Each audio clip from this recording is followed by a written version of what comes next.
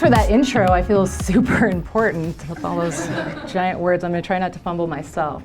So first and foremost, I want to say happy birthday. Happy birthday. You guys just celebrated your this year, so congratulations on that. Just having some technical difficulties here. But again, thank you for having me here. I'm just going to walk around like it's my TED Talk. So again, thank you for having me here. Again, my name is Dr. Amy Munoz, and I've been in some way or shape or form involved in social services and in reference to advocacy, therapy services, in some way or another for over 20 years. So again, thank you for having me here.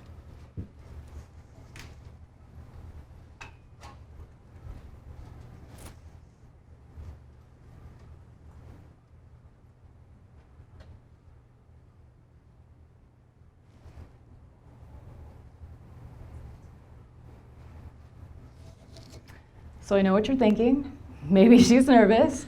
How awkward was that? That was only 10 seconds of silence. I thought it would be a great way to initiate this topic of silence.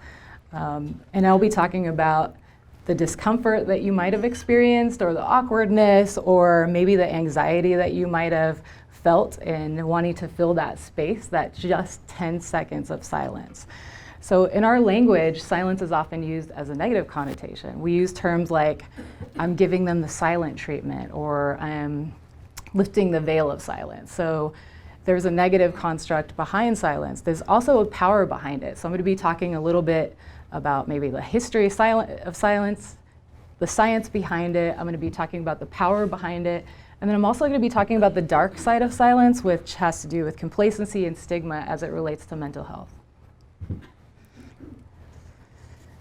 So what you're looking at here, about a year ago, I was lucky enough to be involved in a tinnitus study, and I'm just going to put this under the cold and judgmental lens of science right now in terms of silence.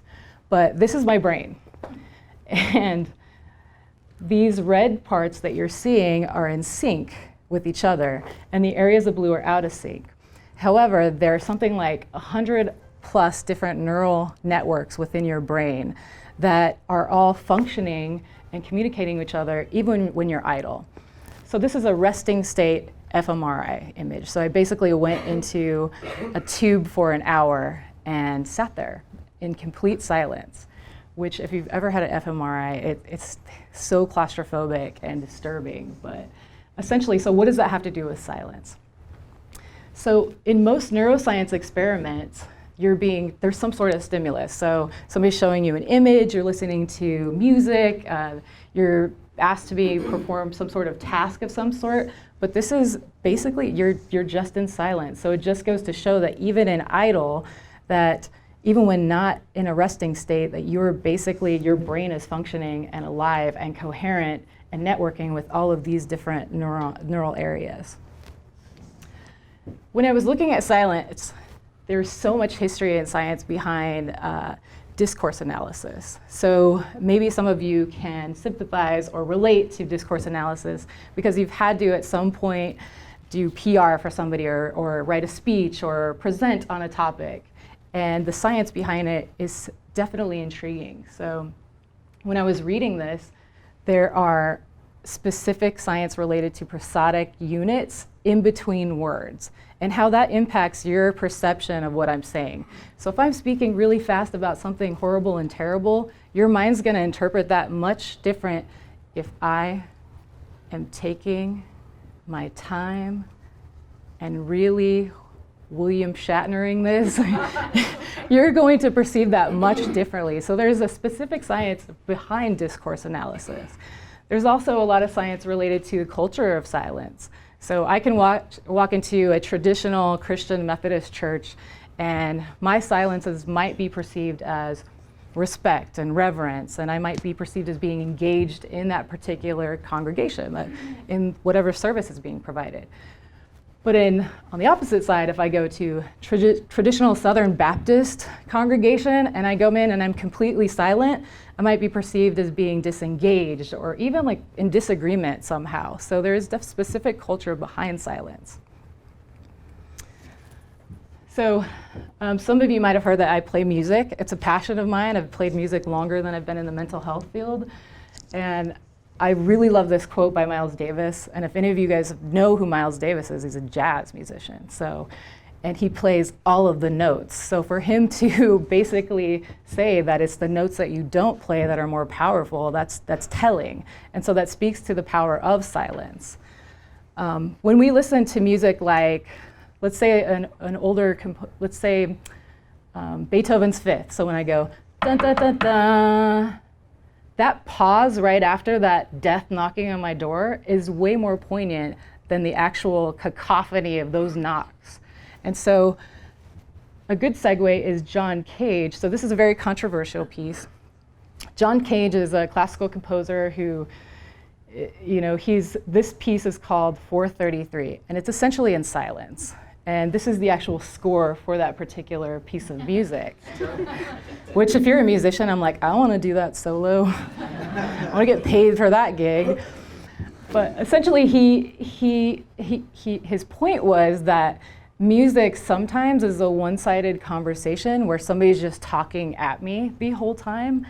And at some point, he wanted to make the argument that music should somehow be our perceptions of the outside world is the real music, when we stop and listen. So when he first composed this particular piece, he was at upstate New York. And so he wanted to incorporate silence into all of the music because he wanted the audience to stop and listen to what was going on, to listen to like nature and the sound of traffic at some point. He wanted you to create whatever music you had inside of yourself. He wanted you to bring that out. And so he sat there, and I would like to play just a segment of this.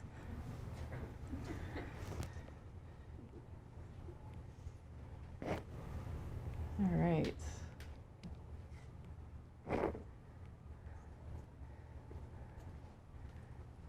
As soon as it decides to cooperate.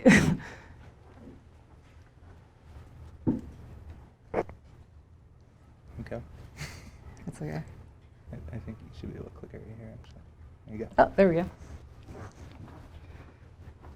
So this is a soloist. And now a performance of John Cage's 433.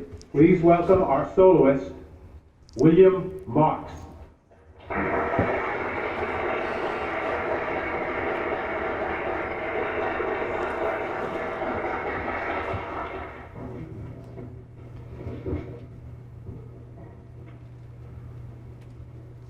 Get ready for it.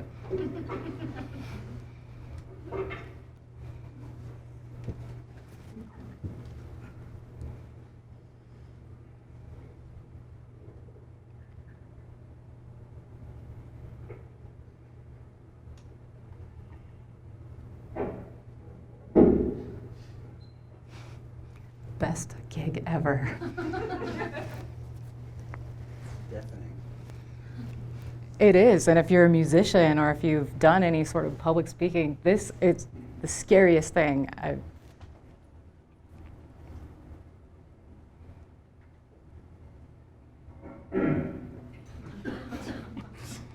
So I love you enough to not let you listen to all 4 minutes and 33 seconds of this. But you can see how riveting this was and what a piece this was, and you can hear the music that he wanted you to hear was that silence. Those people coughing and shuffling and eating Dorito chips and all of that sort of stuff during this sort of thing.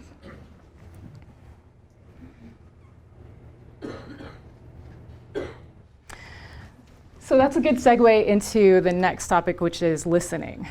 Listening effectively, actually being open enough to receive a conversation.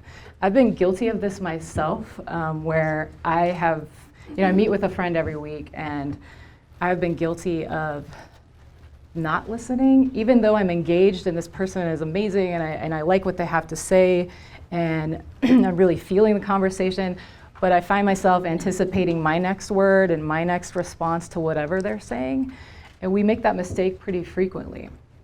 So you'll be surprised at how much your ability to concentrate will improve if you actually just slow down and take time to listen before you start formulating responses in your head. Instead of try to concentrate entirely on what's being said to you. And silence will bring you a new skill. It will bring you self-insight. It will allow you to actually receive that information. Speaking by definition, you're not really learning anything. You're basically regurgitating information that you already know. So speaking in itself, you're not necessarily learning something. But if you're listening, you're learning new knowledge. You're engaging that person in an authentic way, and it creates a uniqueness and an authenticity to that specific engagement. So this right here is to depict the paradox of silence. From an evolutionary standpoint, silence was used as a survival tactic at one point, and then now it's become a choice. So it's a choice to pursue a metaphorical space, not bound by language. So I'm up here basically trying to transpose thoughts and images and words I'm trying to put them into a little box and hand it to you. And that box is words, it's communication in some way. And they liken it to dancing ballet in a cardboard box. So take a moment to be comfortable with silence and allow a balance of dialectical conflicts and healing by allowing yourself those thoughts to be silent and to be mindful in that moment. All right. Well, those of you we're here today, you're probably engaging in a number of different conversations. And at some point in those conversations, you probably felt an awkward silence. I'm not saying I had that today, but I've been in those instances. I've been the perpetrator of those awkward silences more times than I can count. I've been in that elevator and just stared at the number and just prayed for that door to open. Like, those are instances that we all can relate to.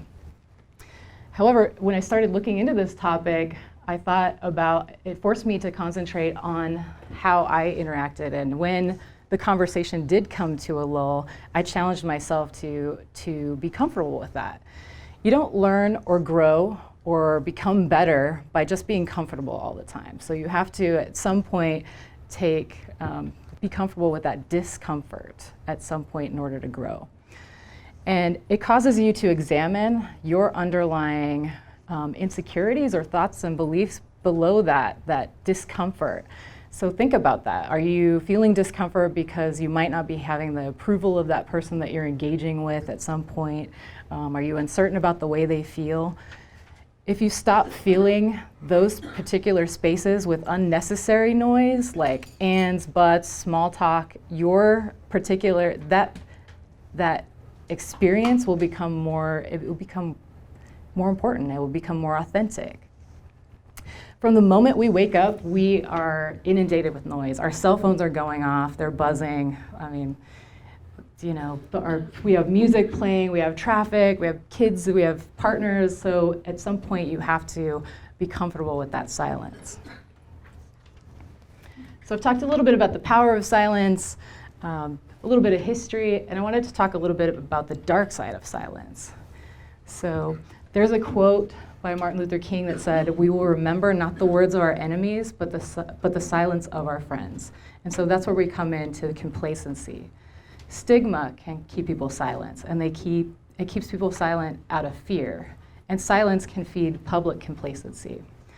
So sharing our stories is the most effective way to reduce stigma. And these are stories specific to topics like sexual assault, partner violence, gender identity, health or alcohol, drug use, mental health issues. These are all stories that most of us can relate to.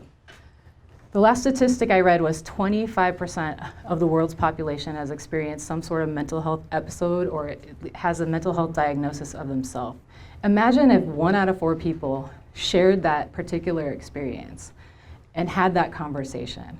Would there still be taboo about sharing the fact that we might be diagnosed with bipolar, or a friend might be suffering from depression, or somebody had suicidal ideations recently? At some point, if we normalize that conversation, we can reduce the stigma related to that, actually foster an environment where folks feel comfort with seeking treatment.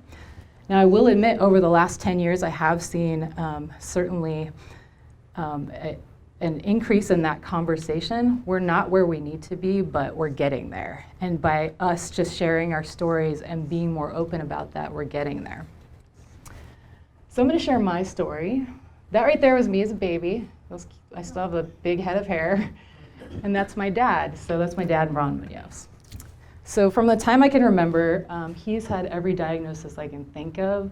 So back in the 80s, it was like paranoid schizophrenia or manic depression or major depression, PTSD, like you name it.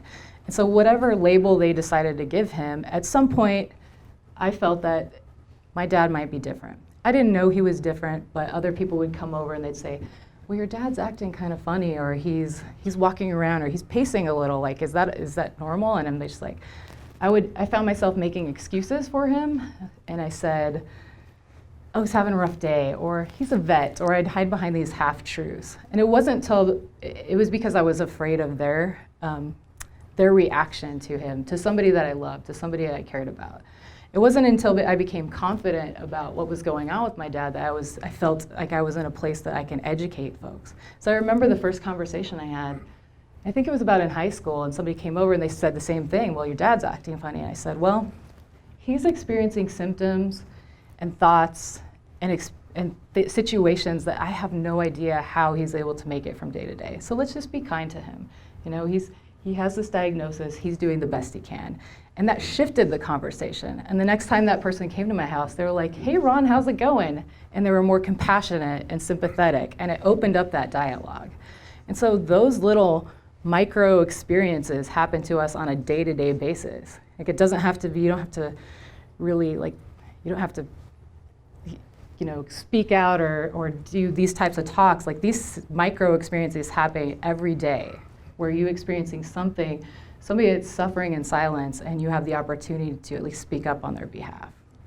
So this changed my life. I know I've been to college like most of my life and have degrees, but this experience taught me the most, this experience of just being able to educate somebody to be compassionate towards another. I've learned the most about that in my life. So in conclusion, we talked about the power of silence, we talked about the dark side of silence, but there's something to be learned about transcending your physical limitations. So silence is not just the absence of noise and chaos, but it draws you inward, and it allows you to engage your thoughts and even the words you use. So as we become aware of the power of silence, your choices are selective, and it's important to honor and understand and really value the importance of silence. And so for that, I thank you for your silence today.